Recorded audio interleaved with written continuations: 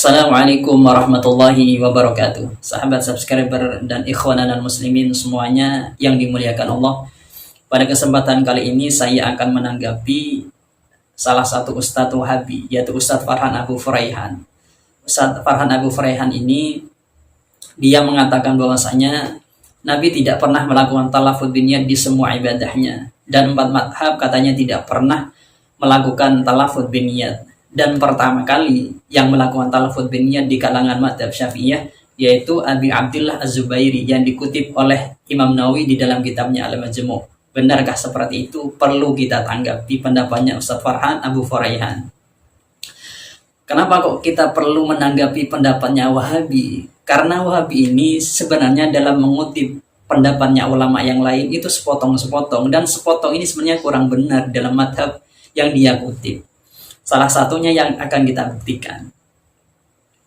Langsung kita buktikan, ada berapa poin ya. Pertama, mengatakan Nabi tidak pernah melakukan talafud di semua ibadahnya. Kedua, 4 madhab tidak melakukan talafud biniyat di semua ibadahnya. Kemudian yang pertama kali melakukan talafud biniyat di kalangan madhab Syafi'iyah adalah Abi Abdullah Az-Zubairi yang dikutip dalam kitab Al-Majmu' oleh Imam Nawawi. Kita buktikan sama-sama benar atau tidak pendapat atau ucapan Ustadz Farhan Abu Furaihan. Pertama, benarkah Nabi tidak pernah melakukan talafud biniyat di semua ibadahnya? Kalau kita cek dari beberapa hadis, ternyata Nabi SAW itu pernah melakukan talafud biniyat di beberapa ibadah. Salah satunya di ibadah puasa, seperti yang diriwayatkan oleh Imam Ahmad dan kitabnya Musnad Ahmad. Haddatsana Waqi', haddatsana Talha bin Yahya an ammati Aisyah bin Talha wa bin Numair an Talha qalat akhbaratni Aisyah bintu Talha al-ma'na an Aisyah ummul mu'minin qalat dakhala an-nabi sallallahu alaihi wasallam alayya dhata yawmin faqala hal 'indakum syai' qulna la qala fa inni idan sha'im. Diceritakan dari ummul mu'minin yaitu Siti Aisyah radhiyallahu anha, ketika satu saat Nabi itu masuk ke dalamnya Sayyidatina Aisyah radhiyallahu anha. Kemudian ketika masuk, Nabi SAW bertanya kepada Sayyidatina Aisyah radhiyallahu anha. Nabi mengatakan, hal indakum syai', ya Aisyah, apakah kamu mempunyai sesuatu? Kemudian qulna, Siti Aisyah menjawab, la, kami tidak mempunyai sesuatu ya Rasulullah. Kemudian Nabi menjawab, qala fa inni idan sha'im. Kalau begitu, kalau kamu Siti Aisyah, kalau kamu Aisyah tidak punya sesuatu makanan, maka besok saya akan berpuasa. Ini menunjukkan bahwasanya fa inni idan sha'im itu menunjukkan Nabi talafud biniyat. Ini salah satu hadis yang membantah Ustadz Farhan Abu Furaihan yang mengatakan bahwasanya Nabi tidak pernah melakukan talafud biniyat di semua ibadahnya. Ternyata Ustadz Farhan Abu Furaihan ini sudah salah di dalam memprediksi hadis, yaitu Nabi tidak pernah melakukan talafud biniyat di semua ibadahnya. Yang kedua, dia mengatakan bahwasanya 4 madhab tidak pernah melakukan talafud biniyat. Kita cek di dalam kitab manasik, Imam Syafi'i pernah mengatakan bahwasanya wala yalzamu idza ahrama biqalbihi ayadhkura bilisanihi wa laysa kas-salati allati la tasu'ila bidunubi. Di sini menjelaskan bahwasanya kalau haji dan umroh itu talafud biniyat, tidak talafud biniyat itu tidak apa-apa. Perhatikan ya, kalau di dalam ihram haji atau ihram umroh tidak melakukan talafud biniyat itu tidak apa-apa. Beda halnya kalau di dalam sholat. Kalau di dalam sholat maka harus talafud biniyat. Meskipun sebenarnya nanti pendapat ini dikomentari atau diarahkan oleh ulama setelahnya.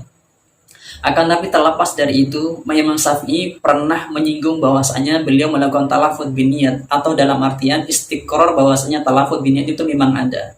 Jadi pendapatnya Ustadz Farhan Abu Furaihan ini sudah salah dengan pendapat yang ada di kitab manasik oleh Imam Syafi'i yang mengatakan bahwasanya Imam Syafi'i tidak pernah melakukan talafud biniyat di semua ibadahnya. Itu sudah salah. Terbukti di dalam kitab manasik Imam Syafi'i pernah menyinggung bahwasanya talafud biniyat itu pernah diistiqrar oleh Imam Syafi'i, bahkan beliau melakukannya. Kemudian yang ketiga, benarkah yang melakukan pertama kali talafud biniyat di kalangan madhab Syafi'iyah itu adalah Abi Abdullah Az-Zubairi? Kalau kita lihat di dalam kitab Majmu' yang disinggung oleh Ustadz Farhan Abu Furaihan ini, yang katanya bahwasanya dalam kitab ini Imam Nawawi mengatakan bahwasanya pertama kali yang mengatakan talafut biniyat itu adalah Abi Abdillah Az-Zubairi. Kalau kita cek sendiri, ternyata Imam Nawawi di dalam kitab Majmu' ini bukan menyinggung bahwasanya atau mengatakan pertama kali yang mengatakan talafut biniyat di dalam mazhab Syafi'i itu adalah Abi Abdillah Az-Zubairi. Akan tetapi di dalam kitab ini, dalam kitab Majmu' ini, Imam Nawawi mengatakan atau menyalahkan Imam Az-Zubairi yang mengatakan bahwasanya talafut biniyat dalam sholat itu hukumnya wajib, di dalam mengutip pendapatnya Imam Syafi'i yang mengatakan idza nawa hajjan aw umratan ajza'ah wa illam yatalaffat walaysa kas-sholati la tasih illa binutqi. Tidak, apabila kamu berniat haji atau umroh itu sudah mencukupi meskipun wa illam yatalaffat, meskipun tidak talafut biniyat. Walaysa kas-sholati, dan ini beda dengan sholat. Kalau umroh mencukupi dengan tanpa talafut biniyat. Kalau haji tak cukupi dengan tanpa talafut biniyat.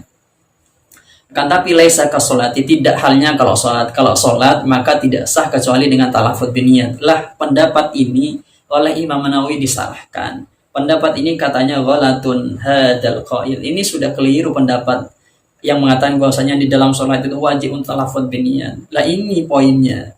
Imam Nawawi mengatakan talafut biniyat itu bukan Imam Az-Zubairi pertama kali, tapi beliau menyalahkan pendapat, yaitu pendapatnya Imam Az-Zubairi yang mengatakan bahwasanya di dalam sholat harus talafut biniyat atau wajib melakukan talafut biniyat. Ini menunjukkan bahwasanya Ustaz Abu Farhan ini sudah salah mengutip pendapatnya Az-Zubairi atau pendapat Imam Nawawi yang mengatakan bahwasanya pertama kali yang mengatakan talafut biniyat adalah Imam Az-Zubairi. Kemudian kedua, kalau kita lihat di dalam Majmu' ini, ternyata Imam Nawawi mensunnahkan untuk talafut biniyat. Walakin yustahabut talafut ma'al qalbi kama sabaqa fil wudu'i was shalah. Akan tetapi talafut biniyat serta dibarengi niat di dalam hati itu disunnahkan seperti halnya dalam wudu dan juga di dalam sholat.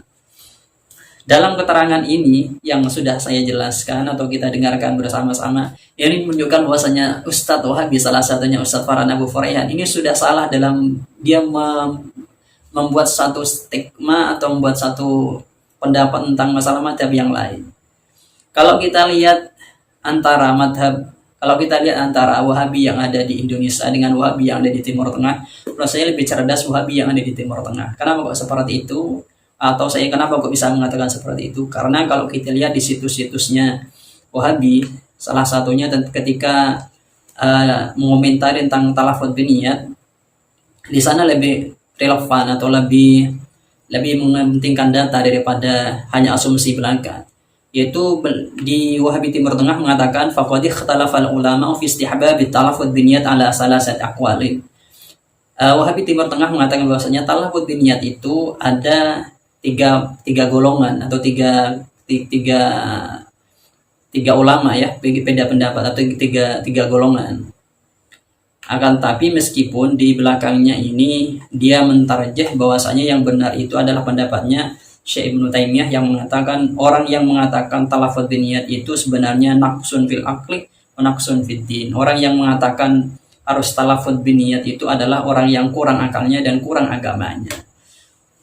Dari kesimpulan ini bisa kita ambil tarik benang merahnya atau bisa kita simpulkan bahwasanya Wahabi yang ada di Indonesia ini setiap pendapatnya itu kebanyakan itu salah atau berbohong lah.